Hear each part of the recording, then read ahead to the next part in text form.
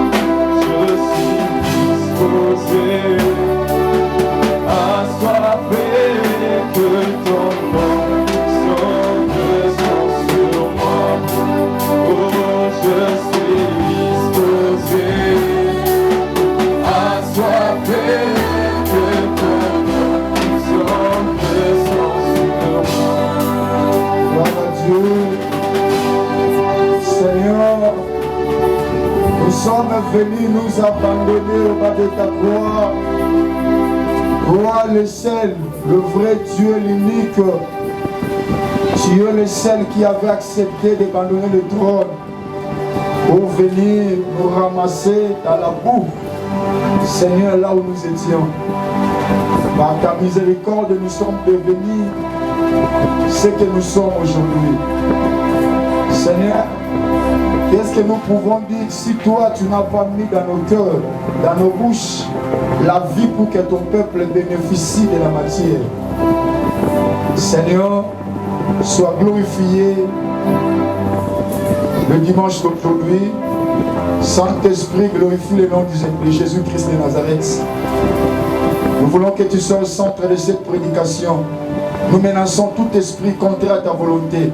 Dans le nom de Jésus-Christ, Seigneur, que cette parole amène dans nos vies. Tendre Père, la parole comble, Seigneur, tout le vide qui était dans nos vies, dans nos familles. Parce que c'est ta parole qui peut combler, Seigneur, ce que les gens ne peuvent pas faire, ta parole peut. La Bible dit rien n'est impossible à toi. Au nom de Jésus-Christ, ainsi prié. Amen. Est-ce qu'on peut acclamer très fort pour le Seigneur du Père? On acclame très fort pour Jésus. Amen. Voilà, tous autant à livre Nibalé, livre les Bosso, et dans la Mukanda, il y a Luc chapitre 5. Luc chapitre 5, verset 1er, na 8e. Et deuxième livre, et dans la Mukanda, il y a Psaume 107. 19 à 20. Je pense que les deux livres, ce sont des livres cités. Ce sont des livres lus déjà. Mais le Seigneur a permis que nous puissions encore apprendre quelque chose. Nakati yaba livre Nibalé. Luc chapitre 5, verset 1er. Je le nom du Seigneur Jésus-Christ. Auprès du lac de Génézareth, et que la foule s'est pressée autour de lui pour entendre la parole de Dieu. Il vit au bord du lac deux barques, d'où les pêcheurs étaient descendus pour laver leurs filets. Il monta dans l'une de ces barques qui était à Simon, et il les pria de s'éloigner un peu de terre. Puis il s'assit, et de la barque il enseignait la foule. Lorsqu'il eut cessé de parler, il dit à Simon, « Avance en pleine eau, et jetez vos filets pour pêcher. » Simon lui répondit, « Maître, nous avons travaillé toute la nuit sans rien prendre, mais sur ta parole je jetterai les filets. » L'ayant jeté, il prit une grande quantité de poissons et leurs filets se rompaient. Verset 7, ils firent signe à leurs compagnons qui étaient dans l'autre barque de venir les aider. Ils vinrent et ils remplirent les deux barques au point qu'elles s'enfonçaient. Quand il vit cela, Simon-Pierre tomba aux genoux de Jésus et dit, « Seigneur, retire-toi de moi, parce que je suis un homme pécheur. » Car l'épouvante l'avait saisi, lui. Aujourd'hui, deuxième livre, Psaume 107, 19 à 20. La Bible dit, dans leur détresse, ils crièrent à l'Éternel et il les délivra de leurs angoisses. Il envoya sa parole et les guérit. Il les fit échapper de la fosse. Amen. Pour recevoir cette parole par les acclamations.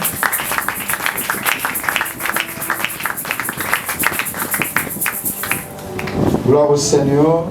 Toto Nizambe pour la tombe bitoko akabeli biso. Na pesi omote na kombo na Yesu Masia. Soki ko sala bien au pesa pene kwa za pene nombote. Ko souhaiter na malam. Et par là, on a profité pour que ça monte sur Internet, on va biso à travers notre chaîne P24 Télévision, que le Seigneur a pambola tous nos frères et sœurs au Bazar Moussika, ils nous suivent à partir il y a télévision tout na Internet. Les ambassades du grâce, tout partager un enseignement, pour y pas eza na objectif moko koya lisusu ko interpeller bato nyonso bazo comprendre te uya oyo evandaka na kati ya liloba. Voilà pourquoi mon thème de ce matin est intitulé Main, virgule, sur ta parole, point de suspension. Kasi likolo ya liloba na yo maloba oyo ezobima na monoko ya Pierre. À l'époque, il s'appelait au nom de Simon. Lorsque Pierre était encore pécheur, Pierre azaki kobenga na kombo ya Simon. Avant qu'il rencontre le Seigneur Jésus-Christ, il s'appelait Simon. Et lorsqu'il s'est converti au Seigneur, le Simon azoko manakombo ya Pierre. Awande azo libéré liloba oyo.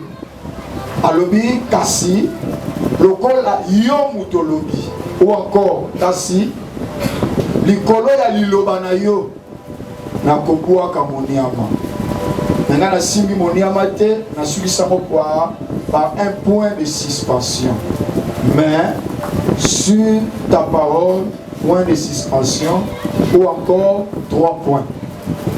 Amen. Alléluia. Bien-aimé dans le Seigneur, texte au total, texte de Psaume 107, verset 19 à 20. Psaume 107, 19 à 20. Bazola qui s'abisso, arme efficace. Nzambe asalelaka soka lingi akita po abikisa peuple na ye.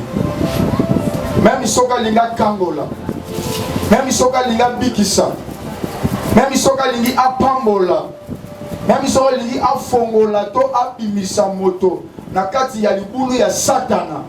C'est l'arme o Nzambe asalelaka. Ezala prophétie, ezala pe miracle te. Kasi ezalaka liloba na ye. Alléluia. Liloba Nzambe eza seule arme que Dieu utilise. Même avant que Dieu ne puisse créer le monde. La Bible dit c'était la parole qui avait façonné le monde dans lequel nous habitons. So omoni ba c'était zalelo, omoni sans eza créé, omoni ba étoile, la nanga très bien s'il vous plaît. Au monde de l'étoile, au monde de tout ce que nous pouvons voir aujourd'hui, et sa grâce, il y a l'Iloba Nzambe. Nzambe a fait la grammaire pour façonner l'eau comme on a fait dans le monde. Même lorsque Israël est esclavagisme, qui va esclave plutôt, dans Yamboka, il y a Égypte, Dieu a toujours envoyé sa parole. Même sur le lot, qui va païen, nous films des païens. Nous étions dans de mauvaises vies. Nos passés étaient sombres. Nous grand géant.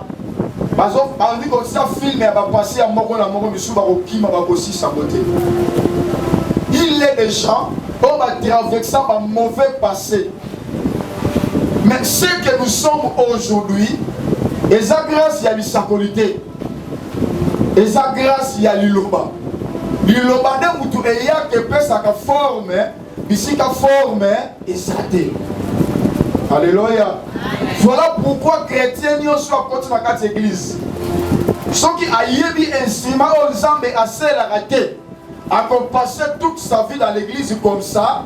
Si Jésus-Christ a enlevé l'église, il y a des gens pour aillé armes puissantes étaient pour le nom de Dieu a utilisé. Alléluia. Alléluia. Voilà pourquoi notre Dieu appelle sa mission en ombre. Lorsqu'ils ont la Israël, que vous ont en Égypte, pour que na Canaan, le pays qui coule le lait et le miel, lorsque Israël sortait et pas Pharaon, il pensait seulement que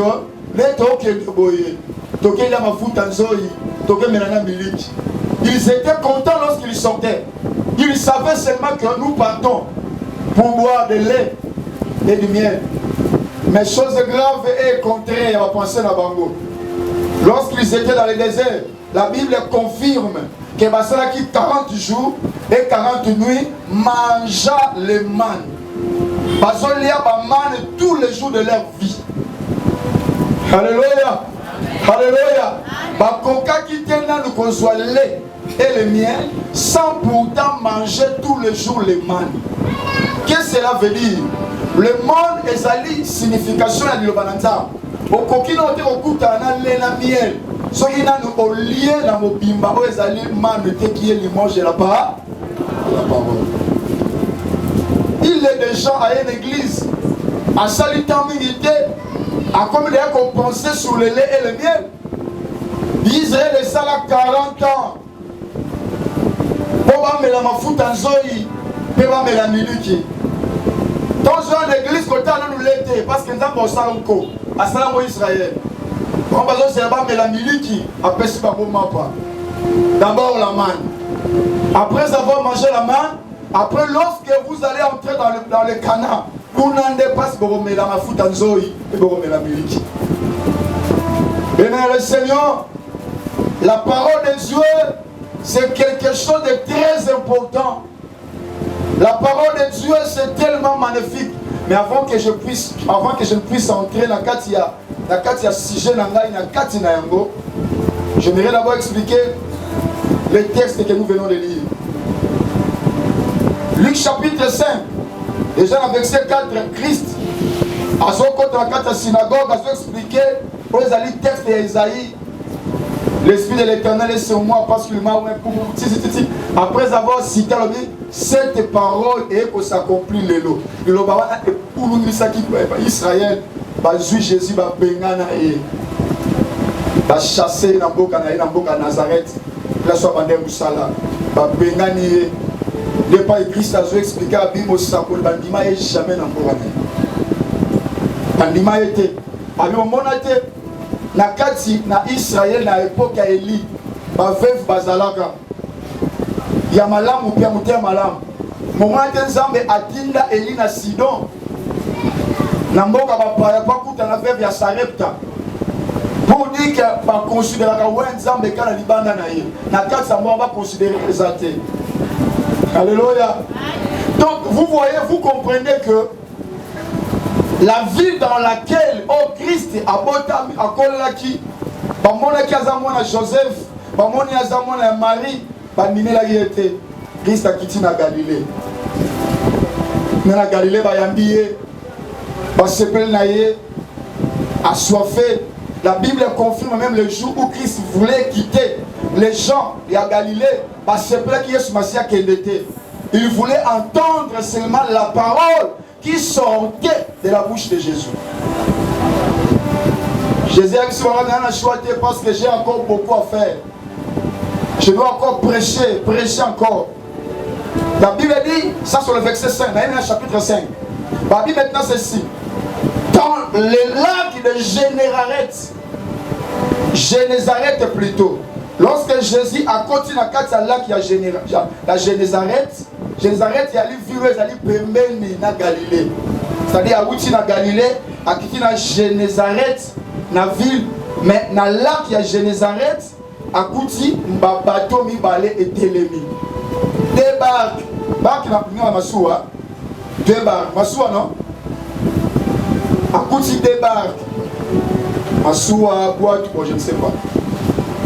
Comme ça, on a doute. Des boîtes, des atiabos, des atiabos. Regardez un pasteur. Massoua, ton boîte. Massoua. Merci. À Kouti, des barques. Mais il y a une chose de curiosité. La Bible dit quand Jésus venait, avant qu'il n'arrive dans le lac, il y a Génézareth. Déjà, il y a Mokawana, il y a Génézareth. Lorsque va comprendre que celui-ci c'est Jésus, la Bible dit qu'il va entourer ville Mobimba, va encercler Jésus. Et non seulement qu'on encercler Jésus, et là, je suis béni image nangai, parce qu'il y a des pas Jésus, pour t'indiquer à multiplier ma papalia. Jésus n'était pas ça le miracle, parce que Israël à l'époque, lorsqu'il voyait Jésus pour la banque, c'est le miracle.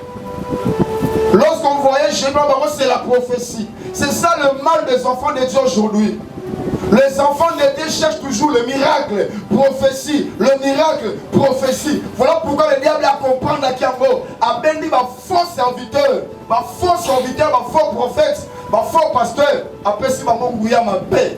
Et aujourd'hui, les enfants de Dieu, aujourd'hui, basé à Koboum, pourquoi? À cause de ma faux prophète. Ce sont les enfants de Dieu, qui va faux pasteur, si diable désir, il y a aussi la banque, ma camba, c'est bien ça. Fidèle, il y a Génézareth, Batongo, à Génézareth, il peut le pénaler, Balanda, il est sous terre pour la bikamwa.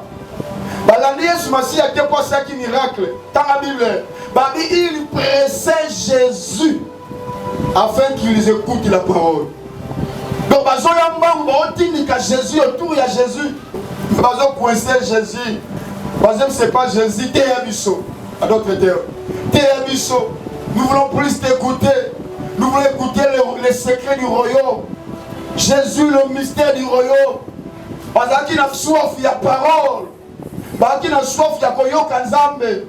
Parce qu'il a soif, il y a bénéficier du mystère en Zambé. Parce que la parole de Dieu, c'est Dieu lui-même. Il voulait écouter Dieu lui-même parler. Et il voulait entendre Dieu lui-même parler. Ils étaient assoiffés de la parole. Jésus était un homme de miracles. Jésus était un homme de surnaturel. Il savait que c'est Jésus que nous voyons. C'est un homme surnaturel. Mais Bishop pour ça, Bishop surnaturel n'a noté l'ilo-bas. D'abord la parole. Bien-aimé dans le Seigneur. Pourquoi ils cherchaient la parole? Parce qu'ils savent très bien que sous Moutana l'ilo-bas, l'ilo-bas pèse en amonioso. Na place au Luka Libala, au Luka Mbongo, au Luka Bana, au Luka Soyenini Moussala, Luka dans l'Iloa, pour la carte à l'Iloa, nous faisons Wana. Moutouma comprend les gâtés. Zambé a renfermé tout dans sa part. Ça ok, bien été. Nabi Zambé a renfermé tout la carte à l'Iloa, dans l'Iloa Naïe. Raison pour laquelle la terre était informe et vide. Informe et vide. Le mot Tunamaï, l'informe et vide de la Kisini. Parce que lorsque la terre n'a pas été façonnée, lorsque Dieu parlait, il était informe et vide. Cela veut dire tout simplement quoi? La vie c'est Kamamis. À Kagneso Moni, ça n'a rien, c'est le matin bien, le monde a été comme ça. C'est la définition. Il y a un dans Kagoni, l'eau, la Maka Bouli, la bière, qui est là. Si la terre, les ténèbres remplissaient la terre. Si tu veux savoir Même si les Alara quand même mis. Mais au monde c'est ça lui mange à terre comme les Alara. Vous comprenez gars? Vous comprenez gars? Mais ça c'est la matière mon côté pour appeler sa sens dans mon kilo. Jamais. La seule matière, les seuls éléments que Dieu a utilisé pour donner le sens au monde ou à la terre, c'était quoi? La parole.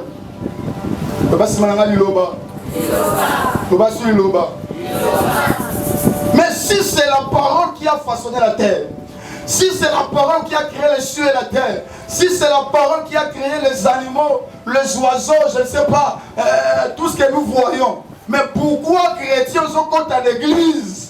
On s'attache à la fixité à Pamba. Je te dis à tout moment que la beauté d'une église, ce n'est pas les instruments. La beauté d'une église, ce n'est pas la santé du pasteur. La beauté de l'église, ce n'est pas la quantité d'âmes dans l'église. Mais la beauté d'une église, c'est une église qui connaît la véritable parole. Ah, vous comprenez. La connaissance de la véritable parole, il y a une vraie église. Alléluia. Alléluia. Le parcours d'Israël dans le désert, il ne connaissait pas d'autre chose. La seule chose Israël connaissait, c'est la manne. Même si on présentait l'oignon sans rien, comme la beauté. Lui, c'est la manne. Dans son vivre par la manne. Je te rappelle, je suis en train de t'apostropher ce matin, mon frère, ma soeur. La seule chose, il faut bloquer la moutouna yo. Côté la tête, on connaît yindi. On met mouton sur un sokoli au kobika. Non, la seule chose qui peut tout faire dans ta vie, c'est la parole. Amen.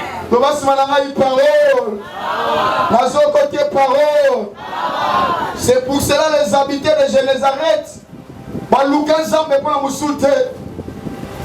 ils cherchaient Jésus, ils pressaient Jésus à cause de la parole.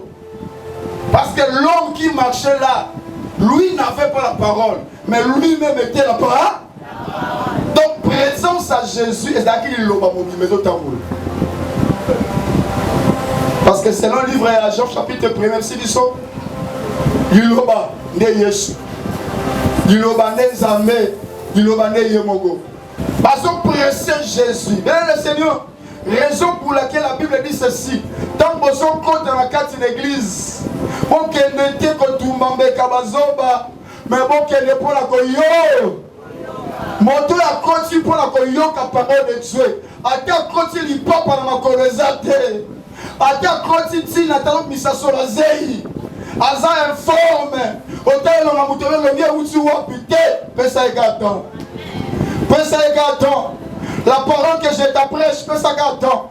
Il y aura un moment cette parole. Oh écoute na sur la zei et pesa sur la parfait.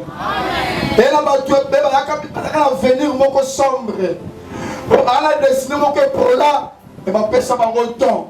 La parole qui avait créé hier plutôt, ça crée aussi demain, ça crée aussi aujourd'hui. La Bible dit que cette parole n'a pas changé.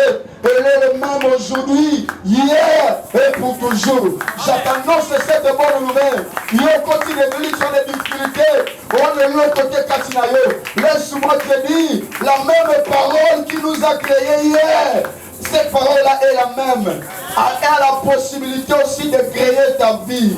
Nassambe le Panzambe, Pisiko Ezalate, Zamba crée quelque chose à Bomoinayo. À cause de cette parole de ce matin, et l'homme Ezalate, Zamba qui est la Mokatinayo, Nakata Libota Nayo, Zamba qui est le Loko Sika, Nabe Loko Libote Kotate, Zalabota Liboso Kokotisango, à cause de l'Iloba, à comprendre Nate, Nabe Loko Libota de Kotisate, Yomo Yebe Lokongo, Nabizala Motaliboso, pour inaugurer le Corona.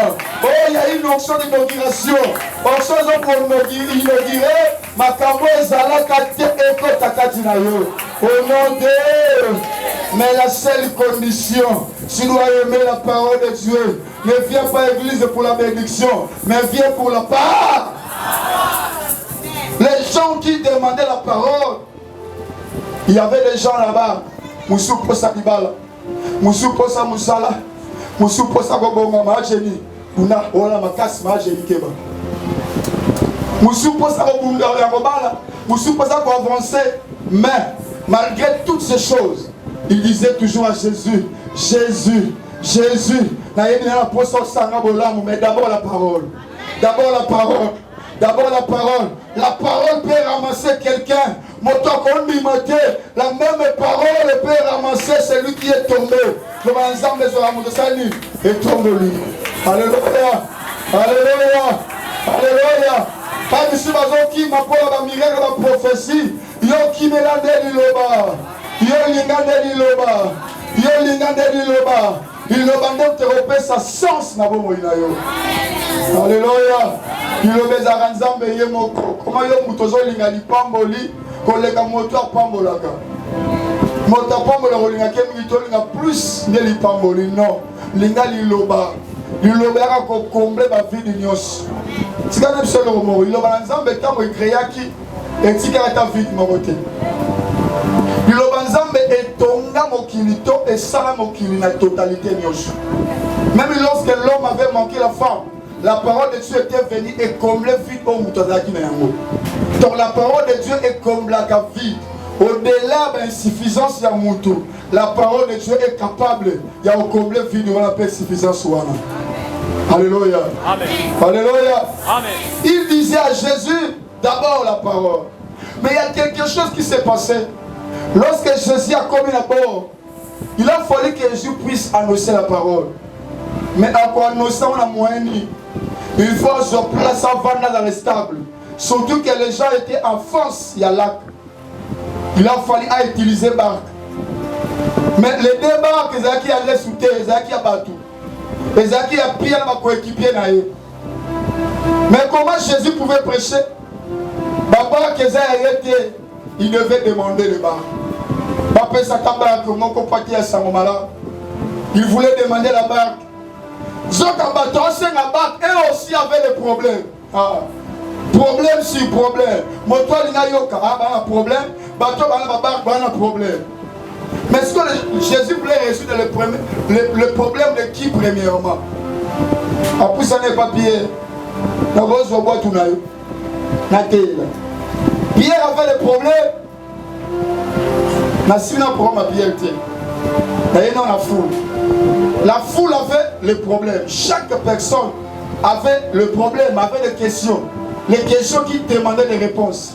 Mais Motakon peut sa réponse, c'est Jésus-Christ. Mais pour que la réponse soit donnée, il faut que Jésus-Christ prêche la parole. Mais il y a son côté à comment, ce qui a utilisé par qui a la Pierre. Tout le monde comprend les gars. Tout le monde l'a dit. Le Jésus-Christ a zate. Nanzoto, mais la molimoisa. Il est spirituel en ce moment. Jésus-Christ prêche aujourd'hui. Mais ils ont prêché à cause de la barque. Barque à laquelle Jésus-Christ voulait annoncer la bonne nouvelle. La foule basali. Il y a des gens qui ils ont besoin d'écouter la bonne nouvelle. Mais barque au théâtre sont malades, mais ça, ils ont été. Ma camarade s'est passé à il y a des problèmes pour la biso.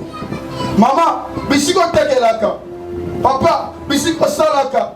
Obete ma solo. Maman yokanai, bisiko fute laka. Bisiko salaka na venir au vani. Et là batu pour ça qu'on yoka zambeza. Parce que c'est la parole qui va changer ma vie dans bango. Il y a des gens qui ont des problèmes, des liens de famille, des esprits, des démons. Il faut que la parole, la bonne nouvelle est comme à Bissika Bazali. Mais peu comme il faut battre. Il faut boire tout ça. Il y a des bois tout. Il faut Christ à matin pour s'en remettre ça. Mais combien de fois il y a? Oh, même un rassemblement, mais pas là. Ça dit que tu vas élever sur ma siate. Zoto na yo ezali bar qui mobimba. Ça on a yo zoto na ezaka bar qui mobimba. Faciliter sur ma siate à libérer message. Et ça la rayo bien. Lorsqu'on réalise mutumo yebi à quelle église était. Et ça la rayo bien. Lorsque voisin na yo bimana qui prière, il y a sur la bilamba. Et ça la rayo bien. Lorsque grand frère na yo ndekona mobali leki na yo. Oyebi de tamo que l'église, il y a bête Adam. Et ça la yo ndengeni. Osa tout une barque. Il faut s'en passer par eux pour que la bonne nouvelle est annoncée par bateau. Chrétien yo kamaï. Au cause de la camarade était à païen. Un camarade, une camarade, oh il dit parole de Dieu que jamais vous accabar. Jésus Christ was à la katinayo. Il faut faciliter et annoncer son malheur. Si quand il a utilisé Zotonayo, Zala Mossad Nanzambe, Saïla Nzambe, permettre à ce que la bonne nouvelle qui est en toi, elle va libérer. Elle va libérer. Je vous dis toujours ça à tout moment. Il y a un fait Moussou, l'élo, va porter un homme kanami. Oya Keboy, Oya Keboy, porte va bloquer Bakani. Mais Moussou, Ouero Bazali. Et quand même, tu vas par-ci par-là. Moi, je suis comme pas dimanche. Je suis mais dimanche. À l'aise, il y a des gens qui se sentent à l'aise lorsqu'ils quittent l'église.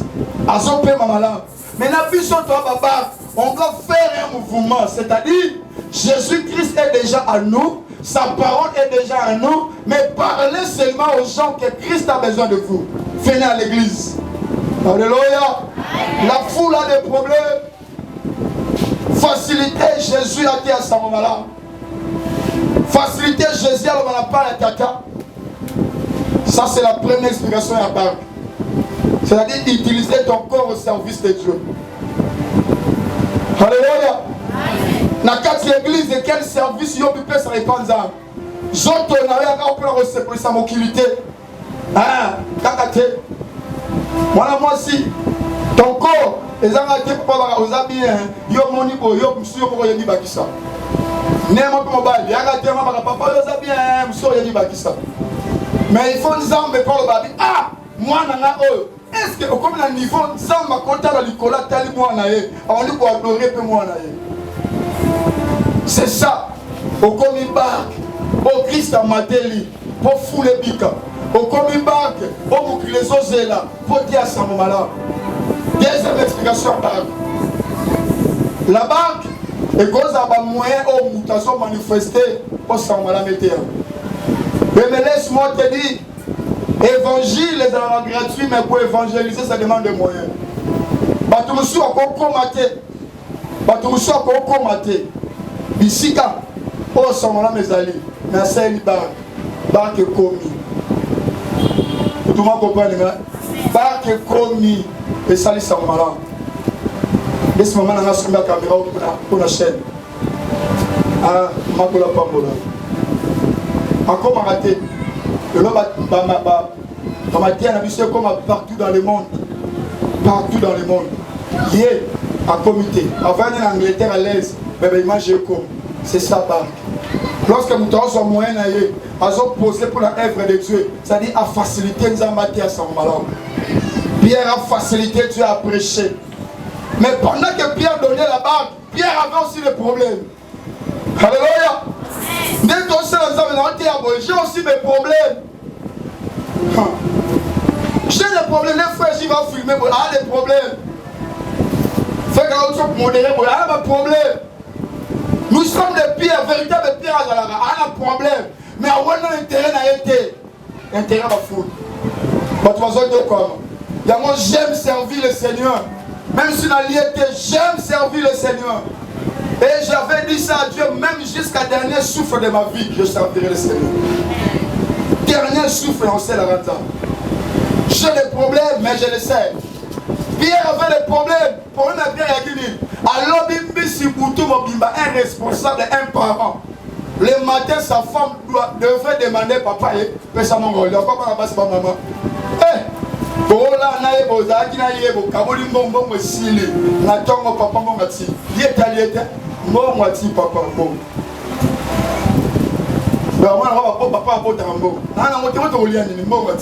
Donc, Pierre tient sur la filet. Eh, madame.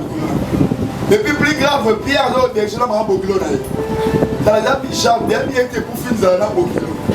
Il y a un maintenant, sur Pierre, ça sur la filet, je suis là, Sonia Boy.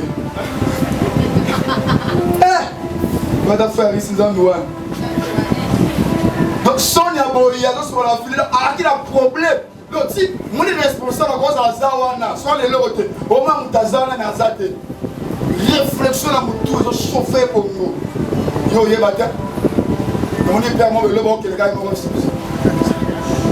Eh bien, ma fouille d'un côté. Le père raisonnement sur le bébé. Tous ont troublé mon tout. Il faut respecter les parents, hein, je vous dis. Soit comme on respecter mes parents. Même qui t'ont conduit en a, ils t'ont noir, ils me tapent sur. Je vois le temps où tu es mascara comme il fait en qui mascara, oh, qui faut des têtes. Pierre sur la fille, on pensait, Nanzambe. Kuna. Donc, on a un problème. Mais elle a été empêchée, Pierre, c'est la nuit. Mais le Seigneur, ils ont moins au Kanganzambe, Aoua. Il y a pied dans le problème. Je n'ai pas à manger. Demain, ton étani, je n'ai pas à donner à ma femme. Mais là, c'est l'oracle. C'est ça une bonne attitude au moins face à l'amour. Problème na yo qu'on privilégie en côté, je te prêche. Likamuna yo qu'on tient mon prioritaire té. Où est là d'abord intérêt à Batumo Soussou. C'est ça ce que Dieu fait. Intérêt à Batumo où elle est là. Osant en côté, mais où est l'intérêt Mouninga. Où est l'intérêt Rayon. Tu sais pourquoi ça m'a dit à Salomon. Et après s'intéresser ça ma casse. Parce que Salomon, lorsqu'après s'il dit il n'en met pas en main. Ça même si Salomon, il me semble la copie. Dieu entendait que Salomon puisse demander l'argent, richesse. Mais écoutez la réponse à Salomon. À cause, il y a peuple au Pessinga. T'as intérêt à Samson, regardez à Salomon. Réponse naïve. À cause, il y a peuple au Pessinga ici nombreux. Bien à Gabaïle, pour la Kambaba. Ça m'a dit, au moins, Baro les alliés. C'est ça Dieu. Des fois, ce problème n'a yo tcha permis c'est la temps. Maman ça on est l'autre côté. Même si on laisse avant les autres, ça les lanzame. Que le Seigneur te voit comme il bar, la service n'a eu. Ne sois pas un patron dans l'église. La fille qui défend ma barre, tu peux dire que je n'ai pas de temps. Il y a un bar, mais moyen n'a eu. Et quand ça la boîte, tu peux dire à sa maman là. Il y a un côté sans Jésus pour annoncer sa maman là. Autant il peut avoir un problème, il a paix. J'ai des problèmes moi aussi, mais je dois faire ça pour le Seigneur. Car le Seigneur, moi je suis sûr, la Bible n'a pas écrit cela, mais je suis sûr, lorsque Pierre donnait la barre, parfois il pensait qu'on a commencé par lui. On a commencé par lui, or que le Seigneur a commencé par la foi. Le temps où c'est l'ensemble, voilà qu'on s'alonco, voilà qu'on a fout d'ailleurs, à foutre dans le foule. Oui, c'est normal. On va jouer à Bossonam. Moi j'étais CP à l'école quand j'étudiais dans la CP. Tout le temps là, les résultats, ils ont mis l'état. CP, toi tu dois regarder les derniers. Voilà CP Natal, voilà la CP la Kimira, la Kimira. J'étais la dernière personne de retard à la liste. C'est ça mon tassel à l'ensemble. Comment on n'a pas si tant aussi à l'ensemble, on dit aussi à l'ensemble, pas il y a Balake, il y a Zouake, il y a Somiake, CP là à la pierre. Parce qu'on fasse pas qu'aimer. Parce que tout n'a eu, les allons la bangote. Ça m'a permis de faire la bango. Baba la bakena bango, mais yo mukolonza bakuta na yo. Ah, mutama comprendre ngate. Bango ba zona bango. Bango ba zana bango peni. Bakena bango, mais tout na yo. On a zo pour exaucer tout serviteur de Dieu à présent. On va souffrir ensemble là. J'étais même ceux qui sont là dans les médias, dans l'internet. Au service de la souffrance, mais aussi de la difficulté de terme de sa vie. Il faut pas rater.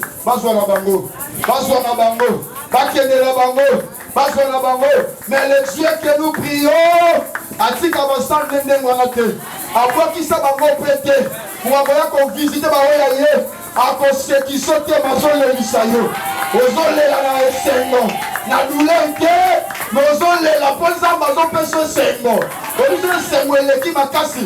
Et personne tout le monde a mis chaud. Aux yeux trouble, aux yeux vertige. Seigneur, qu'est-ce que je t'ai fait pour que tu me fasses ainsi? Et Zanza me l'a de pour ta yo. Aussi je suis son serviteur, je déclare pour ta vie que le Seigneur que le prêche te paye. Que le Seigneur que le prêche te paye. Qu'il te paye nom de Jésus. Toi qui sers le Seigneur, les fondamentaux qui m'ont pas modéré. Que le Dieu que je sers, qu'il te récompense. Au nom de Jésus-Christ. Alléluia. Alléluia. Je vais voir quelqu'un acclamer le Seigneur. Je vais voir quelqu'un acclamer le Seigneur. Il acclame le Seigneur. Il acclame le Seigneur. Oh, Pierre a donné sa barque, mais il voyait la foule en train de se glorifier. Oh, il y a Bi qui a accueilli. Oh, il y a Joa qui m'a accueilli. Oh, c'est moi qui te sers. Mais pourquoi pas moi? Je me pose la question. Pourquoi attends ton temps? La Bible dit Dieu donne chaque chose de bon à son temps. Même si Oumeli, à côté comme la Bible dit Dieu n'est pas un homme pour mentir. Il n'est pas le fils de l'homme pour se répartir. À Zanzamba, qui sont caca.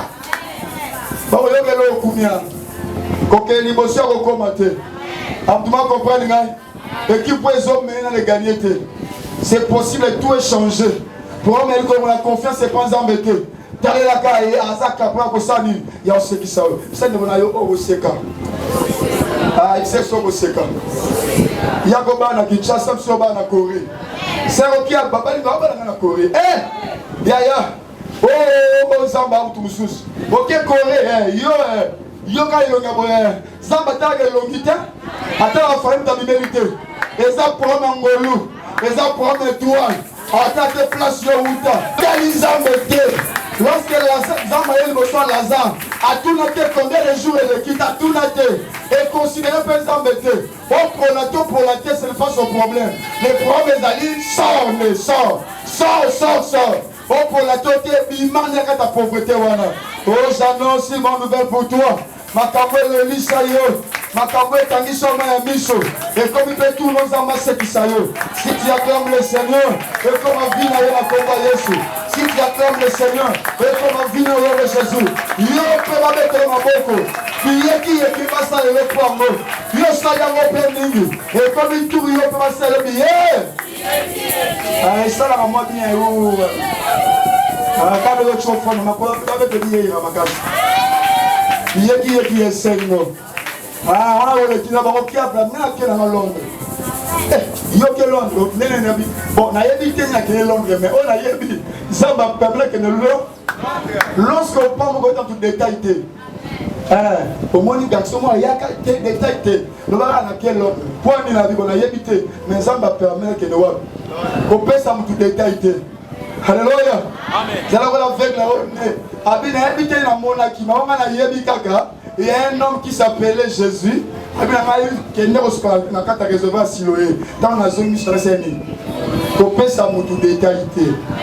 vous comprenez, acclamez pour le roi de roi, le Seigneur des Seigneurs. Nous allons acclamer très fort pour nous. Alléluia. Quand vous êtes sur terre, ici. Maintenant le Seigneur retourne sur Pierre. Pierre avance à plein nom. Le maître François peut s'en avance à plein nom. Le maître, je go Paul, non, Pierre. Ici Pierre Maloba. Oh, Pierre d'abord est un spécialiste en pêche. Aïe maï bien. Son mouton de Bissaïe pour ça dans la carte maï. Ah, papa. Le pire esprit pouvait dire au Seigneur, maman, tu es bien malade. Il faut le bien Dieu, tu es malade. Et là, l'équipe obéissance, la parole de Dieu est athée. À tout le monde, ma sombre, obéir à la parole du Seigneur. Obéir. Le Seigneur peut te dire le contraire, obéir seulement. Ça, nous allons obéir à la parole de Dieu. Nous allons bien, s'il vous plaît, là, gentil. L'obéissance est au-dessus de tout. C'est lui qui obéit à ce que la racaque. Pierre a dit Jésus. Abi oui, n'a pas avancé, mais pourquoi? Abi jette le filet. Bois mon âme. Aïe, le dit maître. Nous commençons bien à nous mettre. Mais on dit matin au salon. Parce que lorsqu'il y a un maître, c'est Aïeba qui va s'en aller à n'importe qui. Donc, tata moi ça biso en sénaï. Il y a donc tata moi ça na c'est à mon non quoi famille, une conja famille. Il y a les colonaïs. Bien dans un maître. Azo bengue maître, mon chéri. Avec maître, nous avons travaillé toute la nuit. Le problème avec les chrétiens, vous aurez échec qui nous a lobby au Tchamoni Bosso. Échec qui nous a le cas qui au présentant de Jésus. On a dit que ce sont beaux pour parler. Qui t'a dit que ce soit échoué pour qu'il soit rattrapé. Il a dit cet homme lorsqu'il venait dire à Jésus, ma fille est presque morte. Il dit, il dit autour de sa maître, c'est un coup final, à décourager. Christ a dit, crois seulement. Même le Seigneur, il faut y aller au Moko. Échec, il y a lobby. Et qu'on ne peut affecter jamais présent dans le lot. Échec, il y a pas tout le monde a échoué. Même au monde, si on va tomber, il va échouer. Mais sauf que Bango va dire qu'il y a recommencer encore. À ce échec, il recommence. À quoi il recommence. Pierre voulait présenter son échec de demain vis-à-vis de Abi maître, nous avons travaillé toute la nuit. Donc, à c'est qu'il voulait encore reprendre ça. Et pas Jésus-Christ. Ton travailler, ton bondi pour tout le monde le côté. Parfois tu me suis, il y a beaucoup de travail pour tout l'avenir. Voilà un écran. Parfois, on a ma casse pour mon canard, mais c'est déjà trop tard. Et tu es encore de penser, est-ce que c'est malicieux? J'ai dit, les cocos c'est malicieux. Crois seulement. Le Seigneur est capable de croire seulement. Expérience dans le lobby. Dans le Seigneur, pour jouer tout ça peut encore tenir. Et que si ma caca ça ira. Alléluia. Amen. Alléluia. Amen. Oh, mon tour a blessé dans ma casse, toi, la vie n'a jamais été, on jamais été. Oh, il y a blessé à Kéhi. Oh, il y a blessé au thé. Le Seigneur permet ce genre de choses pour un but. Il est des gens, le Seigneur a joué pour le témoignage à lobby.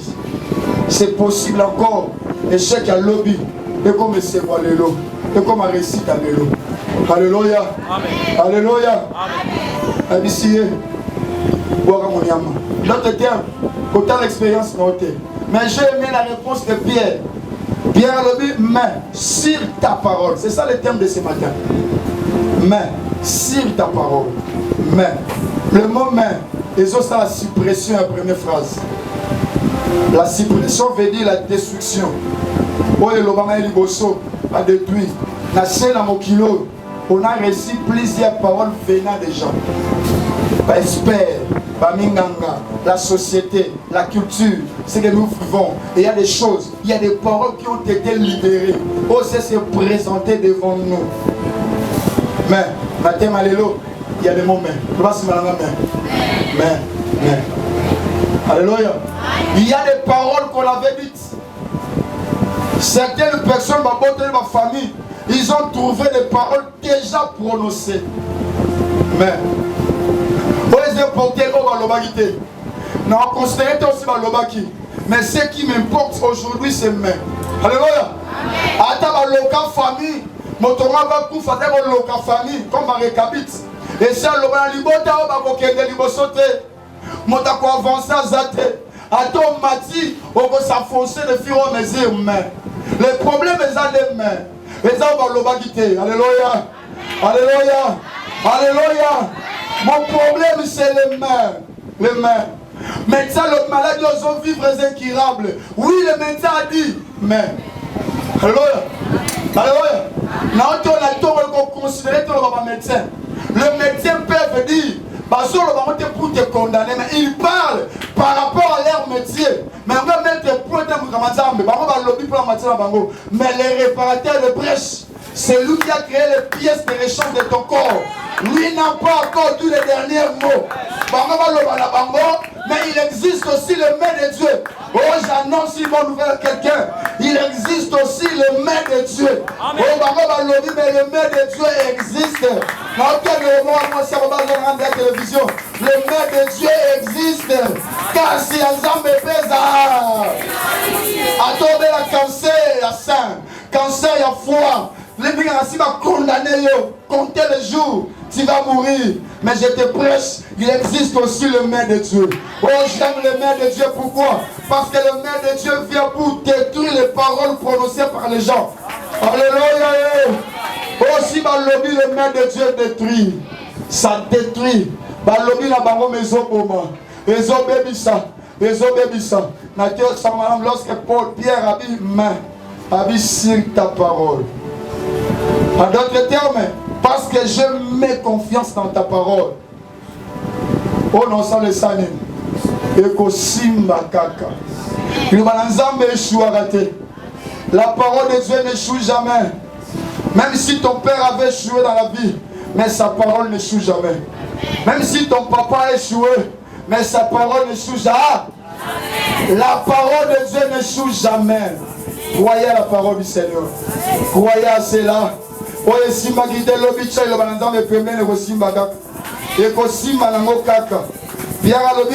Si c'était mon oncle qui avait dit, si c'était ma tante qui avait déclaré ce genre de choses, je peux douter. Mais parce que c'est ta parole, oh gloire à Dieu, parce que c'est ta parole. Na yoka langa batu koloba mais na bala otambula na yo na yoka moto moko taloba lokola yo nzambe na mona yo oganga liboso tomba Lazare sort moto sa kota mbele kaza mbasa nkusu moto sia poli mais abini na kati ya kunda bongo mbisi zeloni na mona pesa ordre na mbisi yeso komisa mbisi porte-monnaie hein mbonga libende kota muno mbisi. Et puis vandi jusqu'à cette pierre à l'oba pas misambongo wana. Liloba nanzambe ataba loka yo. Ataba loka vina yo. Et elle a pouvoir pour supprimer malédiction wana. Pour sabo moikati na yo. Nanzambe ataba si ba loka, ba peta makolo, ba loba liboto total. Mais la parole de Dieu est capable de changer forme et vie à moto. Le premier livre mais la maloba ensemble. Il y a des gens qui arrivent dans l'église, ils entrent dans l'église, mais à quoi animer la gâté au hasard. Osama kasi oba papa loba. Biso, la famille na biso. Bakota na maté. Soko tina ngala okufi. Tata sa loba ba kufi. Walo kanga tata loba ke soko tina ngala mokei. Osolobi, noko na biso ya famille. Alobaka soki olomolize mosali. Noko sa loba mambano ko chanda moté. Osama kasi na makambo wana. Moto si akufi. Loba na ye okangi. Ocha na misala. Moto akufa raté. Obine na banaite. Jésus a koufaté, il libère la parole dans ta vie, on l'imate. Et le Seigneur, Pierre, tant à comprendre que la parole qui sort, c'est la parole d'un créateur. Pour on la parole de Dieu, d'abord il faut nous le moteur Lobiango. Moteur Lobiango, c'est un créateur. Donc ce que nous voyons aujourd'hui, c'est lui qui a créé cela. Alors, à créer par quel moyen? Par la part. C'est qu'il a la possibilité de créer ma belle dans l'écolo, à créer plus via mon sani à beaucoup. Tout ça, il faut que ma camoufle aussi matin la parole de Jésus-Christ et la possibilité de créer sa vie katinayo. Donc on dit Jésus-Christ, c'est la matière de sauter étant et a été sur la terre. À l'homme sur cette année, Liloba.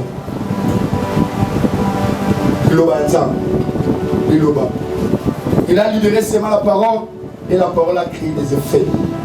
La parole a touché. La parole s'est manifestée. Et la Bible dit ceci. Lorsque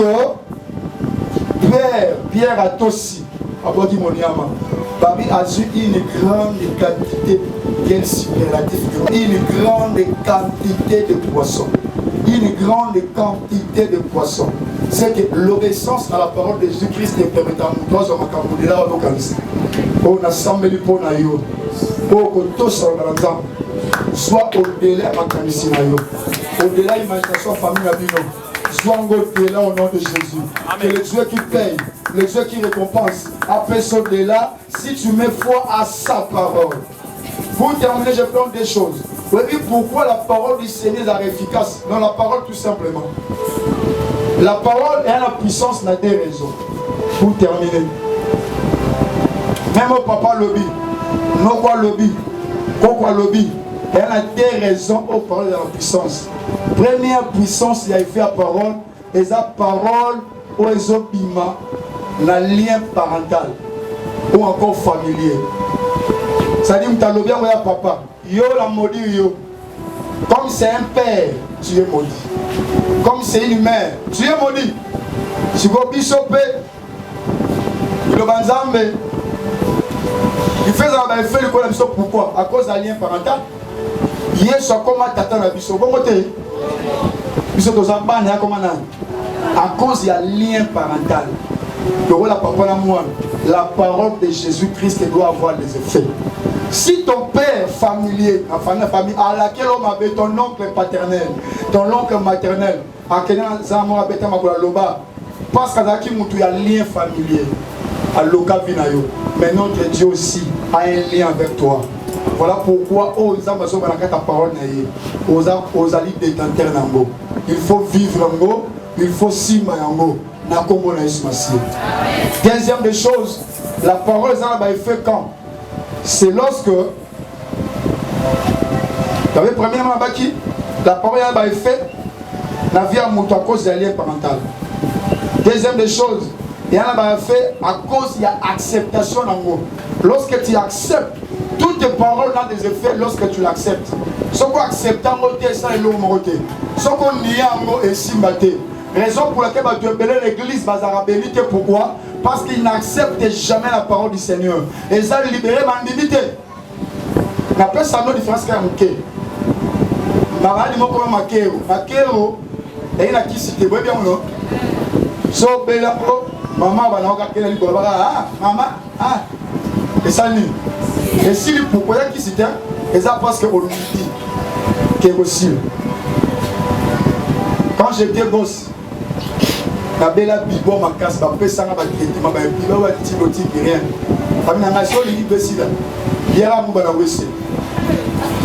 Yaya, la boy a il y a un mouba na oh, il y a un mouba na wese. Na boya, il y a. Il va passer sous plus grave, il y a des de boy dans les bola wese. Oh, la boya passe les gars alliés à Boaki, si les lots. Pourquoi? Lorsqu'on a accepté les camps, les commissions finales, les communautés, les problèmes qu'on a eu à la parole de Dieu, on m'a engoté. On a considéré beaucoup plus au bas. J'ai causé avec une soeur, Ali Banambo, qui a dit papa, je ne vais pas passer dans la rue, je vais pas premièrement, premièrement parce que yo on tu vas aller na kisasa makabona karakena poto mais si le lo pasaka que mbalma lokaka ye et bien le numéro makambo la parole cause la puissance sur toi lorsque tu crois à cette parole. Commencez d'abord par refuser la mauvaise parole dans ta vie. Pour refuser en mot et aller faire le qu'on entier. Mais lorsque tu acceptes et comme a fini alléluia, la seule parole que toi tu dois accepter, c'est la parole de Jésus-Christ. Pourquoi? Parce que sa parole contredit les paroles de Jean. Lorsqu'un mot contredit parole à Dieu, ils peuvent dire, mais Christ vient pour contredire. Alléluia. Alléluia.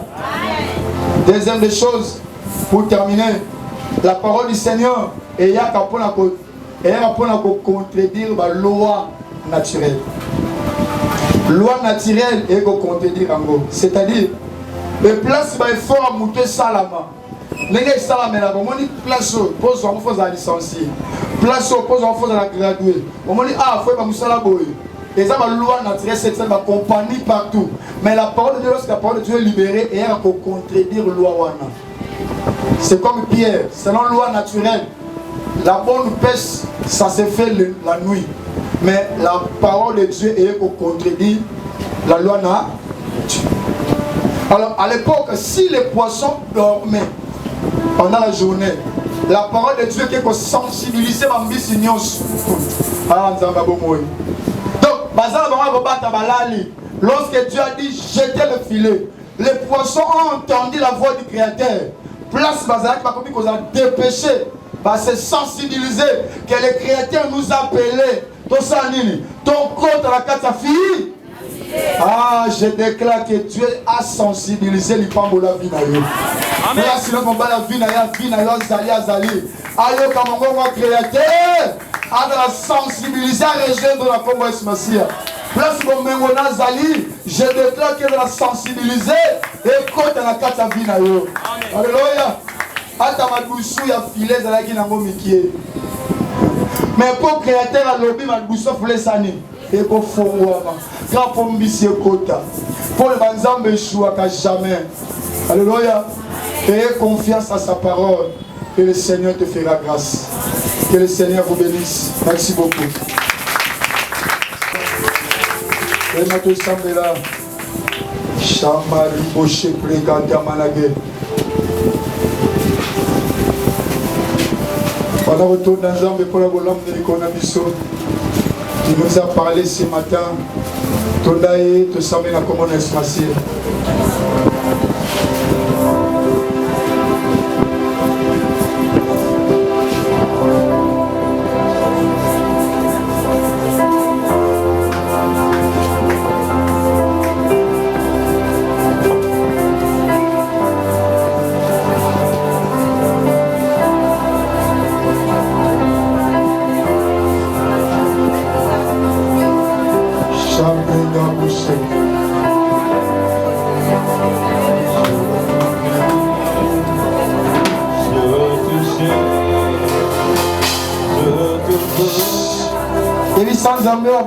S'il vous plaît, avant que tu sois malade.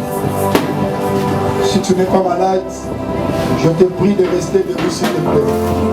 Dis maintenant à Dieu, Seigneur, viens créer des choses dans ma vie. Makamouez a créé, Tenzama créé un mot. A créé, l'eau a créé, que le Seigneur crée des choses dans ta vie. Prions au nom de Jésus-Christ.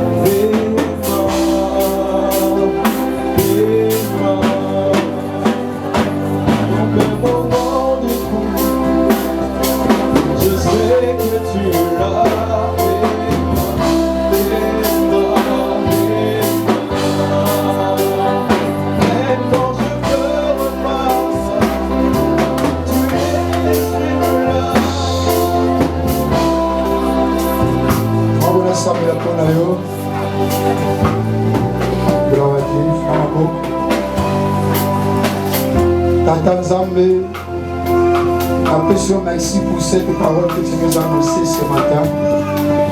Tu nous as parlé sur ta parole. Nous voulons que la parole qui a créé hier puisse créer aussi aujourd'hui. Il y a des vies, Seigneur, qui souffrent pour des problèmes sérieux. Nous demandons à ce que la parole qui vient d'être prêchée ce matin puisse créer aussi les choses dans nos vies. Les choses qui n'ont pas été dans nos vies puissent être.